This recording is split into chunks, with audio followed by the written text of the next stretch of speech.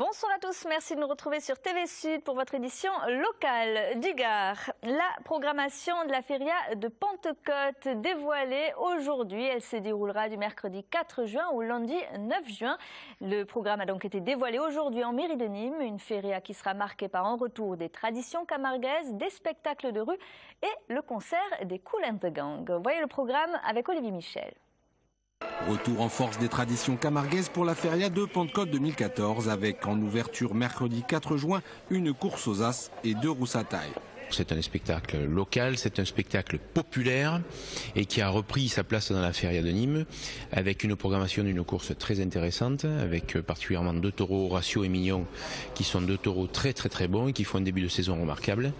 Et c'est accompagné par cette rousse à taille avant la course et après la course, donc le retour. La course libre, j'ai envie de dire, par la grande porte. L'ouverture officielle aura lieu le jeudi 5 juin avec la traditionnelle pégoulade qui s'appuie toujours sur le tissu associatif local. Cette année, le thème choisi est lumière.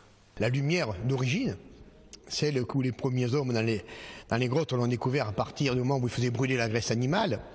Et puis nous avons bien sûr la lumière qui rassure le navigateur, c'est le phare, la lumière du travail, la lumière urbaine, la lumière qui est celle du soleil et qui va arroser les 5 continents.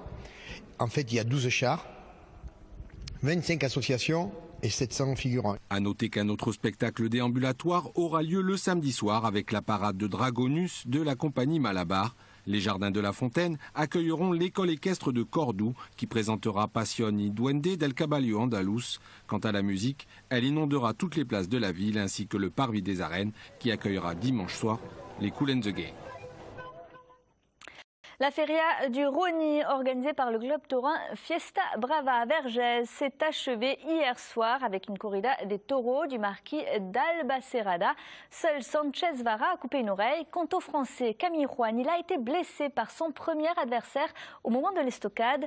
Après une perte de connaissance temporaire, il souffre d'un nez fissuré et de plusieurs contusions. Hospitalisé au CHU de Nîmes, il a pu sortir ce soir.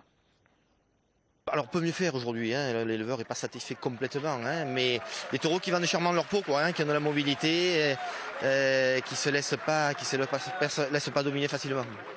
Je reconnais que c'était un peu difficile pour les taureurs. Hein.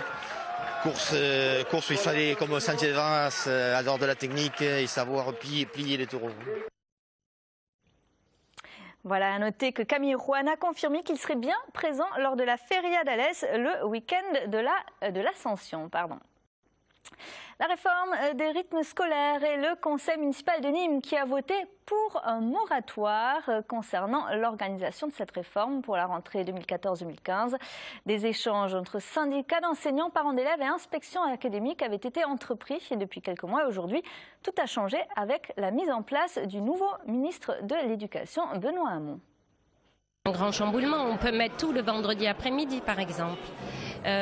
Tout le travail qui avait été amené et qui avait été fait par exemple le soir après la classe, tout est modifié. Donc du coup, effectivement, les choses viennent de changer et remettent en question tout ce que nous avions étudié. Il va y avoir du coup une attente de réponse de l'État.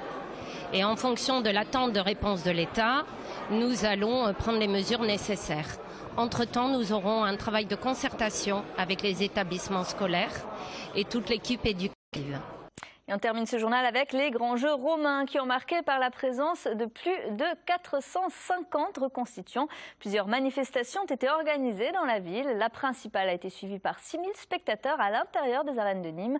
Le thème était l'avènement d'Auguste. Une reconstitution dont le départ a été l'assassinat de Jules César, le tout sous l'œil de l'empereur Adrien. Pendant quelques heures, la ville de Nîmes a remonté le temps pour redevenir Colonia Augusta Nemosus. La cité a accueilli l'empereur Adrien. Il a présidé l'avènement d'Auguste dans les arènes. Nous sommes en 122, on présente l'histoire, c'est évidemment de parti pris. Le bon c'est César, les méchants c'est Brutus et Cassius, tel qu'Adrien, qui se considère au fond comme le successeur de César, pouvait présenter l'histoire donc au 10 mois il y a presque 2000 ans. Et c'est ce que faisaient les Romains, ils faisaient des exemples, ils montraient l'histoire, ils mettaient en scène l'histoire, c'est attesté. Pour raconter cette l'histoire. 400 hommes et femmes sont venus de France et de l'étranger.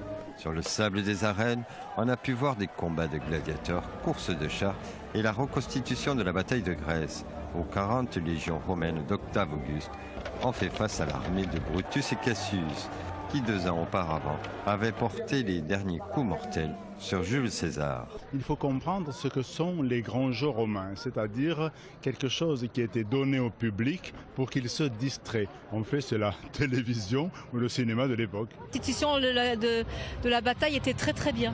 Ça permet d'instruire un petit peu aussi les jeunes. La marque du bâtisseur Auguste est présente à Nîmes, comme sa victoire sur Marc-Antoine et Cléopâtre, représentée par les crocodiles, emblème de Nîmes. Mais là, c'est une autre histoire. C'est la fin de ce journal. Merci de l'avoir suivi. On se retrouve à 20h30 pour l'info de votre région. À tout à l'heure.